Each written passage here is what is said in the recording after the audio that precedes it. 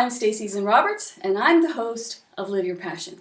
I'm also the author of How to Live Your Passion and Fulfill Your Dreams. The new book is out on Amazon.com and in bookstores nationwide. Please check it out.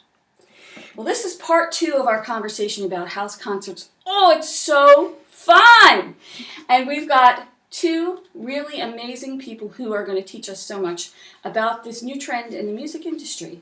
With us is Bill Lippe, who was in part 1 of our conversation. Bill hosts house concerts at his home in Seattle. He spent 30 years as a research scientist in neurobiology, and now he hosts more than 115 concerts in his own home. So he's going to talk to us about that and how it's changed music. And to my right is an emerging, amazing artist. Her name is Alice Howe. Alice is a singer-songwriter who's performed in New England, in the Pacific Northwest, and even in Spain. She's been compared to a young Joan Baez. I know that embarrasses you, but it's a really good compliment, and it's true. Alice sings in the folk genre and recently performed at one of Bill Lippe's house concerts in Seattle with her own musical hero, Antje Duvakot. So please join me in welcoming Bill Lippe and Alice Howe. Thanks for having us. Thank you for having us. Thank you both. Thank you both for being here. So I would like to tell the story if we can. Bill, would you share the story of how you and Alice first met? Okay, now Alice has to correct me if I get something wrong. It's a conversation. That's okay. That's okay. Go ahead. So I think the essentials to understand what happened is to understand that one, for my house concerts, I never have openers. You never have an opening act? I just have never have openers. Okay. 2, I don't feature local talent. It's not because there isn't an incredible amount of local talent in Seattle. There obviously is, but part of my mission of the house concerts is to provide an opportunity for non-Seattle musicians to come to Seattle and have a good show. Say if you're from the East Coast or whatever, to come and know you're going to have a show. Okay. The third thing is that for many, many years I haven't attended Folk Life. Okay. Which is a concert in downtown Seattle. It's a festival that happens on Memorial Day weekend, big festival. I used to go and just stopped going because it got really crowded. So these are the 3 things to keep in mind. So this year, I decided to go. My wife is out of town and everything. I said, I'll go to Folk Life. And I decided to go the one day when the weather's not so good. I figure the crowds will be smaller, which is the case. So I go and I'm sitting in an indoor venue, and all of a sudden this woman gets up to sing, Alice, and I'm listening. I said, my God, she sounds like a young Joan Baez. That's where we got the attribution. I said, how can this be? And I look across the aisle. One of my friends who regularly comes to my house concerts is sitting there, and I look at him, and he has this huge smile on his face, and he's going, yeah. Alice, at the end of her set, gets a standing ovation. This never happens. Well, maybe sometimes, but I haven't seen it. After Alice has said, I go up to her and say, I introduce myself. I said, has anyone ever told you that you sound like a young Joan Baez? And my recollection is that you had a big smile on your face, and you said, no, but that's the nicest thing anyone's ever said to me. So while I'm having this conversation with Alice, there's this, my intuition and my brain are having an argument with each other. He's got a split personality. Yeah, that's the only way to describe it. In 2 weeks, I'm going to be having a show with Antje Duvakot, who's one of my favorites. This will be probably the 10th time she's played my series. Wow. She basically comes whenever she wants to come. That's the way. And my intuition is saying, you should have Alice open for Antje. And my brain is saying, what, are you out of your mind? There's a reason that you don't have local musicians and have openers and stuff like this. So I say to Alice, my recollection, I said, would you be interested in opening for my next show? And said, yes. And I said, I'm not, I said, I'm not sure this will happen. There's some, I have to figure this out. So leave it at there. I go to see Alice perform at a little coffee house about a week later. And before she gets up to play, she starts telling me that when she was a senior in high school, so that was 5 years ago now, something like that, she was doing, I guess, a senior thesis, or Yeah, it was a final project that involved a research portion and then also like a physical product. I was supposed to create like a paper and so I recorded a CD, and then I also interviewed some folk musicians that I admired, and I created this research project about folk music. so she's telling me this story about this, and it turns out that one of the 3 musicians she interviewed for this was Antje Duvakot. Ta-da! And she tells me she still has all the correspondence from Antje, that Antje was incredibly sweet and nice, which she is, and that it made really a huge impact on her life. I said, well, it's a no-brainer. You absolutely had to. What was your reaction? Well, first, when he asked you if you would play the house concert, did you know it would be with Antje? Well, he did. I think you explained it to me as with Antje. Yes, that was like right off the bat. You said I can't remember. because I knew it was coming up very soon, and you said, "Well, I think you'd maybe be a good fit because maybe our music, in your mind, sounded sort of like they'd go together well." Complimentary, absolutely. Yeah, complimentary. So yes, and I remember thinking immediately, "Oh my God," because this is a name that I recognize, and I mean, it could have been anybody, but it wasn't. It was her. So I was really, really pleased, and I left that show on a total high because I was like, oh my God, he's gonna contact me, and this is like the dream come true. Like, because I've heard about house concerts, and I know that, it's, as you described, really intimate setting that can be really great for someone like myself who's trying to meet new people and kind of have new fans, have people sign up for my mailing list. So that was like perfect. Okay. Okay, so fireworks are going off in your brain. Yes. Yay! Okay. Yeah, I was really happy to meet you that day. Likewise. I'm so glad he did too, because then I got to hear you sing with Antje Duvakot, and it was if the two of you made one another stronger. Mm-hmm. And that was really an incredible thing to witness. That was a special really night. Incredible. That was really big for me to get to meet her. What was and especially sing with special about this is, Alice opened with 3 songs, I think, Mm-hmm. and the audience loved her. I mean, there was no surprise there. What was really magical for me is that when Antje was doing her own set, she called Alice back up to harmonize with her. This was, and you could see how happy, I know you were happy, but you could see that Antje was just lit up. Big smile on her face. Yeah. And the audience, at one point was, because it went on in different ways, and they did one song, and then I guess Antje was kind of thinking, why don't you come back and do another one? And the audience says, yeah, just sing the ABCs. We don't care. Yeah, and that's the magic of this new trend in the industry, which is to have the ability to be flexible in having a house concert. Yeah. So what do you think, Bill, is the benefit to an artist to play in someone's home? What do you think is the benefit? Well, one, it's just a great, the experience, the intimacy of the experience.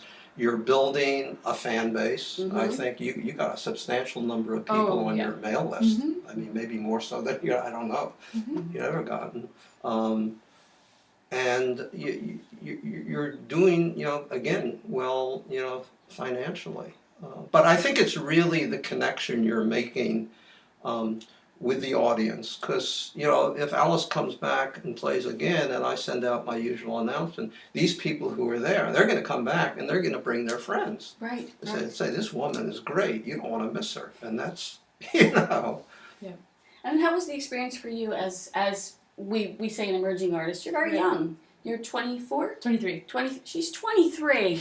So, you're just starting out in your career. Yeah. And to be able to get that kind of exposure, to play with someone like Antje Duvakot. Yeah, that was a huge part of it for me was playing with her and having the opportunity beforehand, we had dinner together at the house, and just to be able to talk to somebody as seasoned and experienced as Antje. She's been performing and touring for years, and this is all relatively new for me to do it full time. So it was a great opportunity to just kind of just pick her brain about what she's been through and what experiences she's had as a performer, and then to sing with her was just kind of like I felt like I was dreaming a little bit. Like we went upstairs and practiced the song one time, and I was like, is this real? Like I'm sitting in this room like singing harmony with her, and because I already knew the harmony because I've sung along with the record so many times.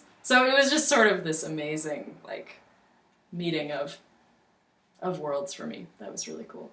Now, I see a really wonderful relationship that the two of you have developed through this experience. Bill, it seems to me that that's really part of what lights you up in being a house concert host. Oh yeah, you establish relationships with musicians. Some of them have become really good friends, and all of them ask to come back. I mean, they just love the audience. My audiences are amazing. They're very supportive in different ways, and it is the networking and the connection that you're making, with the musicians, with your audience, just the whole 9 yards is really, pretty special. And bottom line is, I'm going to do whatever I can to support Alice. I mean, I think she's incredibly talented and she's a damn nice person. So It's a win-win, definitely. It is. So you two have been able to form a nice relationship. What other advice would you give to young artists who might want to get started in house concerts, Bill, to start to grow their career? What advice would you give? I think the most important, house concert, there's huge demand for people wanting to play.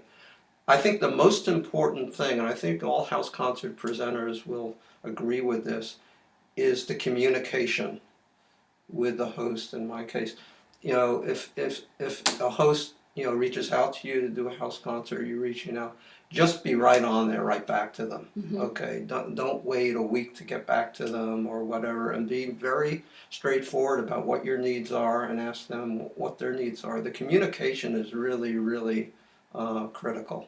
Mm-hmm. And just the straightforward communication with the person who's going to have you there is really important. Outstanding. And Alice, what did you learn through the experience that maybe you would want to pass on to other emerging artists? I would agree with what Bill said. I think that being on top of your communication is key, as especially when you're starting out and you don't have somebody as your booking agent. You're really doing all of the work yourself. So it's essential to be reaching out to people all the time and to be communicating with people in person, via email, and just to be prompt and enthusiastic. Because this is the real deal. This is something that's set up, and it's an event that's going to happen. You want to make sure that you're on time. Yep. Now, from a selfish point of view, I'm an audience member. How do I connect in my city, wherever I live, and find out where house concerts might be so that I could share in this experience, right? Wherever you live. This would be cool to do. How do we do it as audience members? Well, one of the opportunities is the website concertsinyourhome.com, which maybe mentioned. They have a listing of hosts who present house concerts, and then you can go on that, and it's all over the country. It's done by state. Mm-hmm. Okay, so you could go to Washington State and see, where hosts who are member of that Concerts in Your Home are presenting. One is just to, oftentimes, if you do find someone doing a house concert, they know of other people. There's kind of a network so I have a network of people I know who are presenting house concerts. So people are oftentimes asking me, said, you do a house concert, where else can I, experience this? And I'll give them, the contact information. Or I guess Google house concerts. I found out about this particular show was because I follow Untitled Chapter, and I wanted to see her. I knew she was going to be in Seattle, and I was going to go see her at the big auditorium, and had a conflict and couldn't go. And she, on her website, had a calendar listing that said private show. Oh my gosh, how do I get into this? So I sent her a message on Facebook. I'm dying to come see you. You know, how do I get on the private show? And she sent me your information. So even if you reach out to an artist, there's ways. It sounds kind of like, how could that be possible? Because an artist is an artist, and we're just normal people. But yeah, But they're just normal people too. That's the key. isn't that funny? Yeah. And I think one of the great things about the house concert setting is that they're often smaller or emerging artists, or they are of a genre that's not, like, folk singer-songwriters aren't going to be so unreachable or like above the public. It's more, that's what I like about it, honestly, about the genre in general, is that there is more communication with the artist. You can go up after the show and talk to them. You can reach out to them on Facebook because, you know, they're people. among us. Well, that's interesting. We didn't discuss that. Genre-wise, what types of music are played in house concerts? Well, all sorts.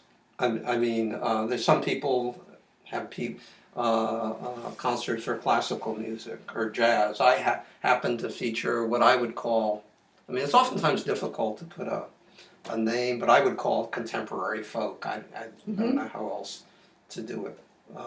But yeah, there's all varieties of, you know, stuff. So if you like pop music or rap music, that's available too. Absolutely. Well, It's just see a that? matter of, you know, and again, oftentimes the artists themselves will list it on their website. And when it says private show, that's a little, it is a private show, but what that simply means is you simply can't walk up like you would to a club and go in. It simply means that you have to contact that person who's putting on the show and be invited. And find out. Well, I was thrilled out of my mind to be able to partake in that. It was so wonderful. So, let's just wrap up this part 2, and then we're going to come back and just talk with Alice a little bit about her music, and then she's going to play.